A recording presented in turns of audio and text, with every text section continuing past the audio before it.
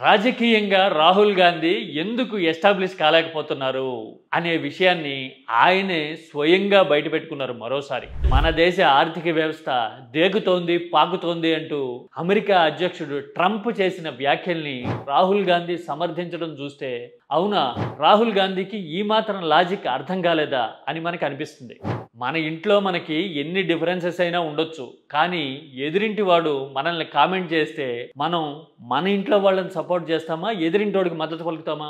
రాహుల్ గాంధీ అయితే బహుశా ఎదురింటి వాడినే సపోర్ట్ చేసేలాగా మాట్లాడతారేమో అని అనిపించింది. మోడీ మీద మీకు వ్యతిరేకత ఉండొచ్చు, బీజేపీని జనంలో దోషిగా నిలబెట్టాలి అని కూడా అనుకోవచ్చు, అది మీ రాజకీయం. కానీ దేశ ప్రతిష్ట, అభివృద్ధికి సంబంధించిన విషయాల్లో కూడా మీరు ఇలాంటి రాజకీయ ఎజెండానే చేయాలి, ట్రంప్ లాంటి వాళ్ళకు కూడా మద్దతు పలకాలి అనుకుంటే గనక పరిణామాలు ఎలా ఉంటాయి అనేది గత 11-12 ఏళ్ళుగా మీరు చూస్తూ ఉన్నారు. రాహుల్ గాంధీ, మీరు ఇప్పటికైనా ఈ విషయం రియలైజ్ కాకపోతే ఎట్లా? పైగా ఇంకొక ఇంట్రెస్టింగ్ విషయం ఏంటంటే, రాహుల్ గాంధీ చేసిన కామెంట్లని ఆయన పార్టీ ఎంపీలే శశి థరూర్, రాజీవ్ శుక్లా కాంట్రడిక్ట్ అయ్యారు. ట్రంప్ చేసిన వ్యాఖ్యల్లో వాస్తవం లేదు అంటూ పరోక్షంగా రాహుల్ గాంధీకి సొంత పార్టీ ఎంపీలే చురకలేయాల్సి వచ్చింది.